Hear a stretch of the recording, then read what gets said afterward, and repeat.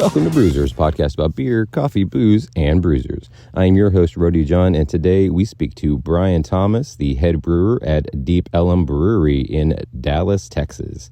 We talk all about his history in brewing, what's it like to brew on such a large scale, and how the neighborhood of Deep Ellum plays into their brewery.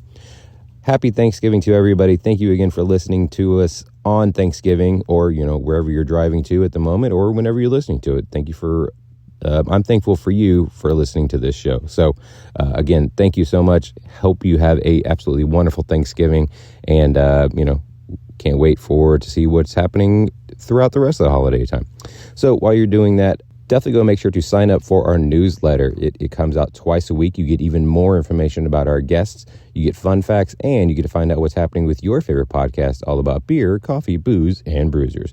So without further ado, here is Brian Thomas with Deep Ellum Brewery.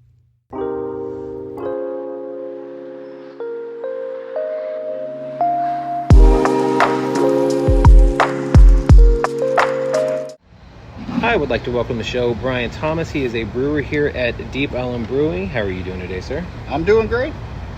Thanks for coming on. We connected through Instagram, and we're here now. And I was always curious because this is one of the quote-unquote big beer breweries here in the Metroplex, and I've loved it forever.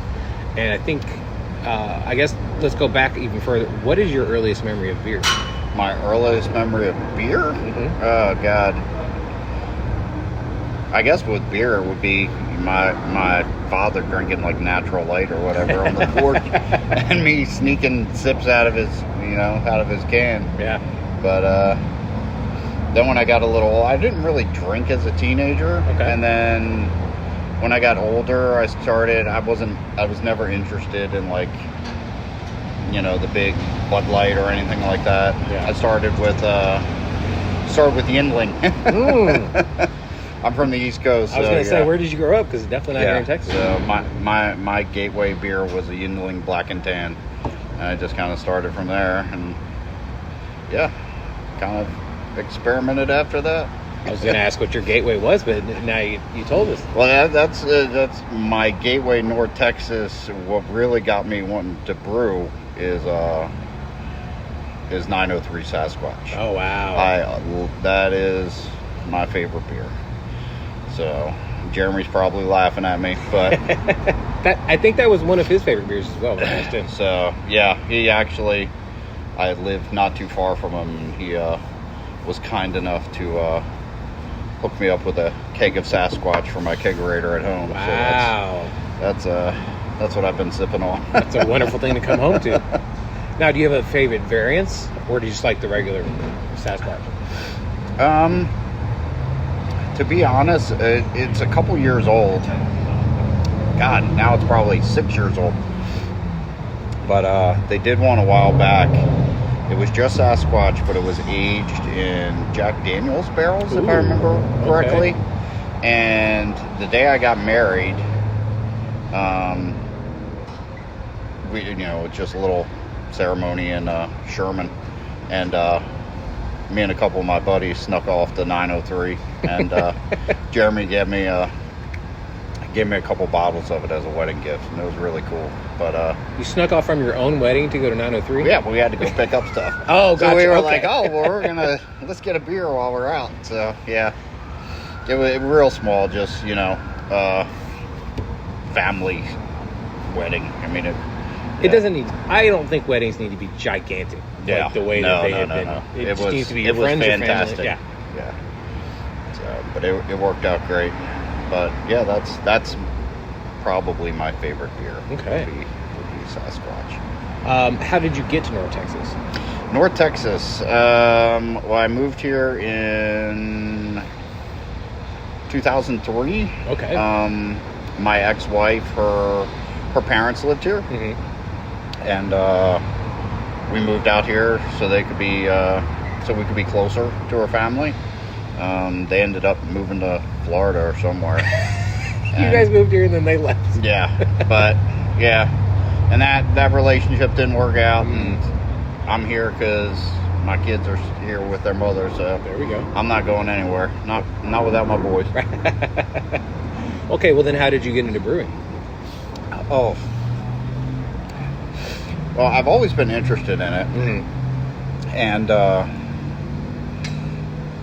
I worked for Benny Keith as a driver for about 6 years. Oh, wow. And I was on a specialty route, and I was always just kind of into all the different beers and everything, and got more and more into it. And then in about the middle of 2019, I started having, I promise this connects. That's fine, yeah. I started having a lot of pain in my hip. Oh, wow. And I'm a cancer survivor, and Congratulations. ended up finding out that one of the side effects from my cancer treatments was I developed it's called avascular necrosis. Basically, my hip bone died. Whoa, I didn't know that And could do that. it was disintegrating while I was walking on it. Ugh. So I had to have a hip replacement. Yeah. So yeah, I was at home, and before that, I was brewing a little bit before that because my wife was like, "You need a hobby," and I was like, "Okay." So I started doing it, and the first batch of beer I made was in the kitchen of our apartment, and it was absolutely terrible. As it should be. But I just hit the ground running from there, and Benny Keith had a brewing contest. Oh, cool. That I won, and my prize was supposed to be to go to community and brew and all this stuff, but then COVID happened. But so I was home brewing and all that. But after I had my hip surgery, I was out of work for 6 or 8 months, something like that. Yeah. And I started thinking about it, and I was like, man, I don't want to go back to that shit. I want to I want to do what I love to do for a living. Yeah. So I looked around on the internet and came across Eastfield College, and met with Peter. He does the Journeyman Brewers program out there. Okay. And just threw myself into it. Graduated from that. Started volunteering at every brewery that I could possibly get into. I'd go up to Tups every day with breakfast tacos and be like, hey, I'm here to help. And, just work for free. I did it at Tups. I did it at 903. I did it at Shannon. Wow. Just trying to get as much experience as I could. And then, like I said, I didn't want to go back to Benny Keith. Of course not. So I started throwing my resume out there, and the guys at Steam Theory Brewing reached out to me, and I went in for an interview, and we hit it off, and yeah, it was love at first sight. That's that place was my heart. Yeah, R.I.P. Yeah. But yeah, and then I just went from there, and then here. Now you're here. So how long were you over at Steam Theory? 3 years. Wow. Something, yeah, about 3 years. So Steam Theory was a lot of fun. Actually, that lady behind you, she came over here with me. She's like awesome. She's like my little sister, Maria. She came. She was our events coordinator at Steam Theory, and now she's our tap room manager here. Oh, she only tap? Okay, yeah, very nice. So. Now, what was the recipe that you won the contest with? Oh, that was for. God, now I have to use my brain. It was a Scotch ale. Okay. And that I called Hammer Throw. And yeah, people just loved it. And I talked a lot of shit. I was like, yeah, my boss would be like, oh, you're entering? And I'm like, no, I'm going to win. Yeah. And I did. I was pretty shocked. I've never won anything in my life, but I won that. You earned it. Yeah, it was pretty cool. Now, what was it like brewing over at Steam Theory? Like, did you have some input? Did you use some of your recipes, or was it kind of you were just kind of hired gun? Steam Theory was family. Okay. I went in there, and my brewmaster Kirk Roberts I respect him so much. Yeah. He 20-year brewer. I came in there green as shit, and he was a very traditional brewer. Mm-hmm. I drink traditional, but I'll brew anything. I don't give a shit as long as it makes money and people like it. Yeah. And him and I kind of fed off of each other, and we became a great team. Like he taught me a lot about traditional brewing. I taught him a lot about just making weird shit, and we just went back and forth, and it was a blast. They let me. They kind of felt me out with recipes a little bit at first. Okay. They were like, "We'll do a small batch, see how it goes." And the one I'm most proud of is I did a chocolate peanut butter stout. Ooh. That was called Peanut Envy, and we did that, and it became our top-selling dark beer at Steam Theory. Wow. And we did one small batch of it, and after that we were doing 15 barrels a shot. Like it was, and after that they were like, you can make whatever you want. That's awesome.